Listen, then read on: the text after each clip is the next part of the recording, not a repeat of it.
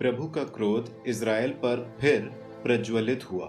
उसने दाऊद को इज़राइलियों के विरुद्ध भड़काया और उससे ये कहा, इज़राइल और यूदा की जनगणना कराओ। इसलिए राजा दाऊद ने अपने सेनाध्यक्ष योआब से ये कहा, तुम दान से बेएरशेबा तक सब इज़राइली वंशों में घूम घूम कर जनगणना करो। मैं लोगों की संख्या जानना चाहता हूँ। योआब ने राजा से कहा, मेरे स्वामी और राजा, अपनी आंखों से देखें कि प्रभु आपका ईश्वर लोगों की 100 गुनी वृद्धि कर रहा है। तो मेरे स्वामी और राजा ऐसा कार्य क्यों कराना चाहते हैं? किंतु योआब और सेनापतियों को राजाज्ञा माननी पड़ी। इसलिए इज़राइली लोगों की गणना करने के लिए योआब अपने सेनाध्यक्षों के साथ राजा के पास से चला गया। उन्होंने यरदन पार कर घाटी के नगर के दक्षिण में अरोएर के पास पड़ाव डाला। फिर वे गद और येजेर की ओर आगे बढ़े। इसके बाद वे गिलआद और हित्तियों के प्रांत के कादेश आए। आगे चलकर वे दान आए और दान से सीदोन की ओर आगे बढ़े। वे तीरूस के गढ़ आए और हिव्वियों और कनानियों के सब नगरों में। इसके बाद वे यूदा के नेगेब को पार कर बेएरशेबा पहुंचे। इसी तरह वे सारे देश का भ्रमण कर 9 महीने 20 दिन बाद यरूशलेम लौट आए। योआब ने राजा को जनगणना का परिणाम बताया। इज़राइल में तलवार चलाने योग्य 8 लाख योद्धा थे और यूदा में 5 लाख। जनगणना के बाद दाऊद को पश्चाताप हुआ और उसने प्रभु से कहा, मैंने जनगणना कराकर घोर पाप किया है। प्रभु अपने सेवक का पाप क्षमा कर, मैंने बड़ी मूर्खता का काम किया है। जब दाऊद दूसरे दिन प्रातः उठा तो दाऊद के दृष्टा नबी गाद को प्रभु की वाणी यह कहते हुए सुनाई पड़ी, दाऊद के पास जाकर कहो, प्रभु ये कहता है, मैं 3 बातें तुम्हारे सामने रख रहा हूँ, उनमें एक को चुन लो, मैं उसी के द्वारा तुमको दंडित करूंगा। गाद ने दाऊद के पास आकर यह सूचना दी और पूछा, तुम क्या चाहते हो? तुम्हारे राज्य में 7 वर्ष तक अकाल पड़े, अथवा तुम 3 महीनों तक पीछा करते हुए शत्रु के सामने भागते रहो, अथवा तुम 3 महीने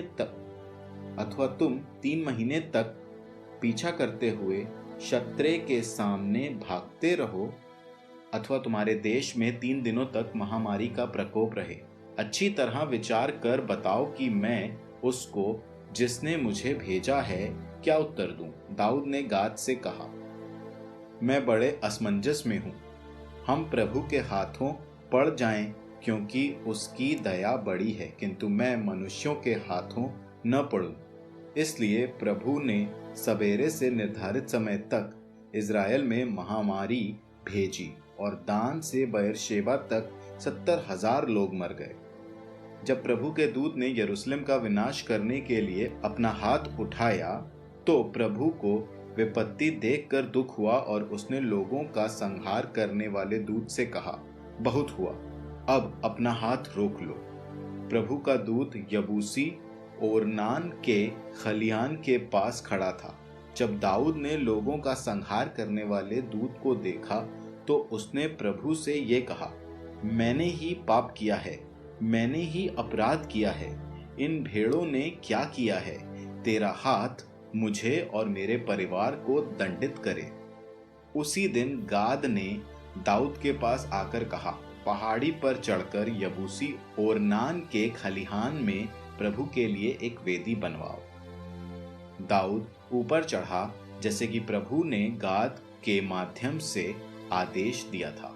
उधर ओरनान ने जब राजा और उसके साथियों को अपनी ओर आते देखा तो वो उससे मिलने आगे बढ़ा और भूमि तक सिर नवाकर राजा को प्रणाम किया। ओरनान ने पूछा, मेरे स्वामी राजा, अपने दास के पास क्यों आए हैं? दाऊद ने उत्तर दिया, मैं तुम्हारा खलिहान खरीदने आया हूँ, जिससे मैं वहाँ प्रभु के लिए एक वेदी बनवाऊं और इस प्रकार अपनी प्रजा के बीच से महामारी दूर करूं। ओरनान ने दाऊद से कहा, मेरे स्वामी राजा जो चाहें ले लें और बलि चढ़ाएं। देखिए, होम बलि के लिए बैल तैयार है और दवरी करने का सामान तथा बैलों का जुआ ईंधन के काम आएगा। राजा ओरनान ये सब चीजें राजा को देता है। फिर ओरनान ने राजा से कहा, प्रभु आपका ईश्वर आपका मनोरथ पूरा करे। राजा ने ओरनान को उत्तर दिया, नहीं, मैं तो रुपया देकर ये वस्तुएं तुमसे मोल लूंगा। मैं प्रभु अपने ईश्वर को मुफ्त में प्राप्त होम बलियां नहीं चढ़ाना चाहता। तब दाऊद ने चांदी के 50 शेकेल में खलिहान और बैलों को मोल लिया।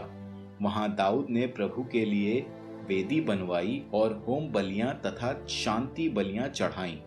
प्रभु ने देश पर पुनः दया दृष्टि की और इज़राइल से महामारी जाती रही।